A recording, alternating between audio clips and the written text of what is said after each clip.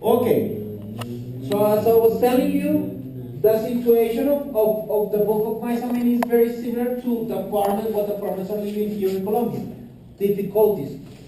The only big difference is that, I mean, we are way behind in that situation and we haven't improved as a country.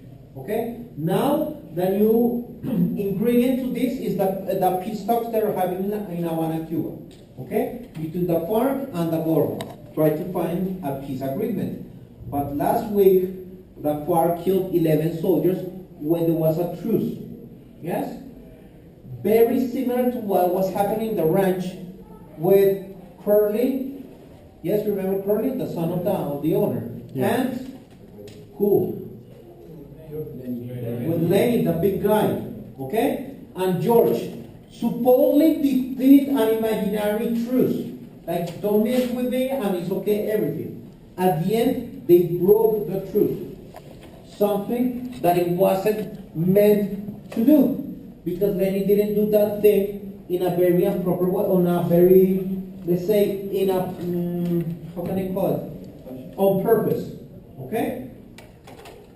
Do you have any questions about this, or is it clear by the moment? Clear. So we're going to do a short exercise, taking into account what I told you and the facts that I just told you. You're going to talk, you're going to express your ideas comparing and contrasting of Mayasamén and taking that knowledge that you have into our content. Is it clear? Yeah.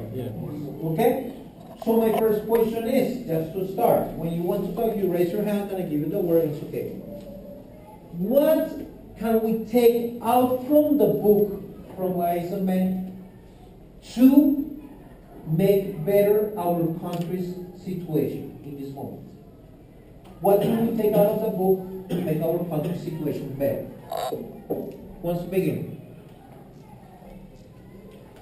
I think that from the book we can take, we could compare Colombia to Lenin. I think in the sense that with Lenin's clumsiness and Lenin's way of doing things, Colombia has been like that in its history. It has committed many mistakes, and some of them are not the fault of its people.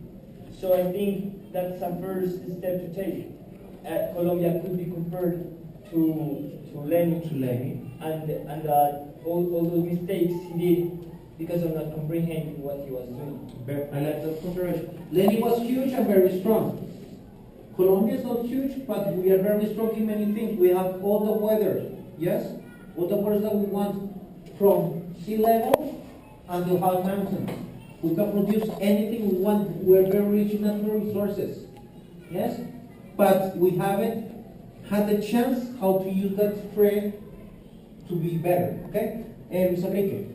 I find that one good example would be, or comparison would be, that if we analyze the main characters, George and Lenny, then we will find two characters that are dependent from each other. But especially Lenny, when he's like a character who doesn't think, who doesn't operate by himself. He's just like a copy of George. So I think that that's what happens in our government many times, that we just follow and listen to what the governors and politicians say, and we actually we're not involved. We maybe sometimes we just go with what the media has to say. We just we like to criticize many times, but most of the times we don't have like real information about the issues that happen. So I think that dependence, government and citizens, is really like Lenny's relationship with George, dependent but not inclusive. Okay, thank you very much. Escayol? And then Roberto. I think that the most important thing that Colombia is related with Mayasamén is the way that we pursue a dream. In the book, Lenny believed until the very last moment that they would get the ranch, and he didn't care about what everyone else said. But instead he kept on saying, we are getting the ranch, I'm getting my rabbits. I think that in the case of Colombia there is a similar thing, like a similar aspect with the peace. We want the peace. We know that it is difficult. It has been quite long, and that they are many different mushrooms. But here in Colombia we have chased that dream. We have had like 5 peace processes that have failed, and I agree with the peace process, but sometimes it's difficult. If we do not effort, we will not be able to achieve the dream that is the peace, that is a better situation for the entire country, that is justice. Thank you. Very good. Marujab. I think that what we can learn from the book is the notion of cooperation, but at the same time an independence. Why? Because I think that what Colombia needs is that is seeking for cooperation not only abroad but also internally, but understanding the concept of independence and what this carries. I mean, Colombia is a sovereign country, and that we can see every day, and it's natural. But that notion of independence, it is what the country must defend and understand. And that is clearly related to the book, because we can see between the characters that each one of them has their own ideology and way of thinking and way of behaving, but at the same time they cooperate themselves to, to act some way or to develop some things. So that's what I think that we should understand. Okay, thank you. Seven. I would say that I would characterize Lenny as a person that can transmit communication with the whole population that is with him. I would say that Lenny is a good example for Colombia, as we can take of him, as Arroyave was saying, the cooperation and the communication that he can take with the whole country. Because if we are a person that are people of the country that can communicate our opinion of Colombian problems and give it for take solutions. We can obtain some big solutions, and we can obtain a better communication that for me is a problem that actually have Colombia. Thank you. Alex. I think in a way, as Colombians, we don't especially consider how we live. And in the book, that's something I mentioned or see, and it's how Lenny and George, and especially all the workers, work like work and live only to eat and stay. In a way, it was like hand to mouth living, and I think in some ways, and I think Colombia is doing the same. As it happened to the aeropuerto, we are just thinking about the moment, and we are not looking forward to the future and the new opportunities and challenges that they are going to be open. Okay. Okay, another question. What, at the end of the book, does I think that is let's say like an almost open ending. What do I mean by open ending? George shoots Lenny, yes, in the back of his head. Yes. Okay? That's a merciful killing. I mean, merciful killing in that way, I'm quoting, because it's very debatable. In what sense?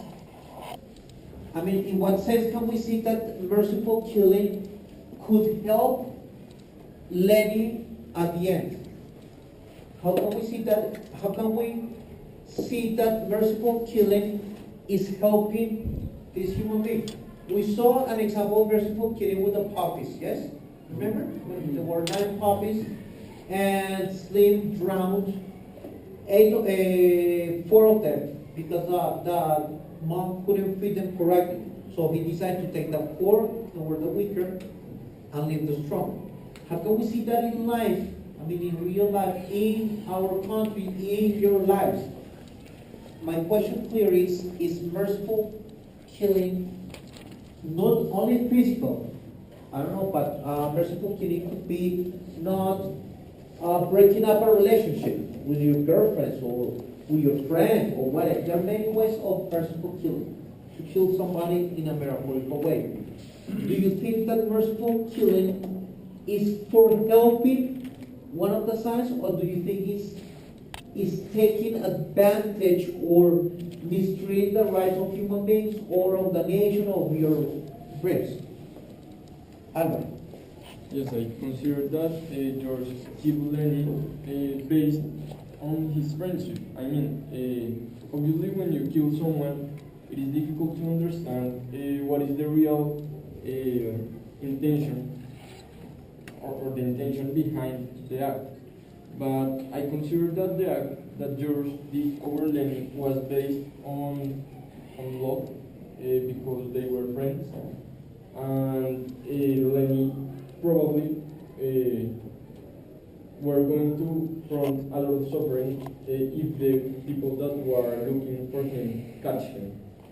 So I consider that it is difficult to understand the act of kill someone, that the act of kill someone is based on friendship, but I consider that was the case of the book. I think that George did this because of what he feels to his friend Lenny. Okay. Correa. As you were talking about how we could see like merciful killing in our daily lives, I think that sometimes there are some decisions you have to take that maybe when you do them, they are not the right means, you know. So, for example, there are some decisions that are very like many people take considerations from the decisions that our former president Uribe made, because sometimes he didn't use the correct means or the right means in order to achieve certain things that the country needed. So I think that sometimes you have like to take some risks or get outside of the framework, like the ethic framework, and do some things that in the end are gonna like favor more than the complete process. For example, in the book, I consider that if George didn't kill Lenny, Curly would have like pursued Lenny until he would kill him, and he would have made Lenny suffer a lot. So in the end, I think that George killing Lenny, like he, how do you say ahorra? How do you say what? He spared a lot of suffering that Lenny would have, like, he spared to Lenny a lot of suffering that Curly would have made him pass through. He, like, it wasn't the right mean or the right action, but at the end it was like the better thing or the best thing that could happen to Lenny at that time. Okay, very good. Yes, it's like that. I mean, that merciful killing can be in a major scale, what we're saying, taken out of the ethical framework. For example, government presidents or, I don't know, generals, they have to take decisions in the moment for the, I don't know, the welfare of the country. I mean, for example, the decision of President Santos in Colombia was not to engage again in the confrontation with the FARC, even though the FARC broke the truce, yes, and they killed 11 soldiers. Okay, is that action, for example, for you, your personal opinion, good decision? I mean, the President Santos took a good decision. I mean, say no, we're not going to engage a full comeback again, but we're going to stop and continue the dialogues. Do you think it was a smart move? It was a meaningful kill? I mean, those soldiers were victims of that bad decision, or how can you explain? I mean, how can a president explain that to the 11 families of those soldiers? The explanation I have is that Santos is and has always been a businessman and a guy who likes to negotiate, who knows about the country and the country's welfare. So, although I criticize the decision of not giving FARC enough bad treatment in order for FARC to don't kill more soldiers, I think that his decision was wise in the sense that he thought of the future. He did not hit with the moment. He did not stay with the implications that it meant in the moment.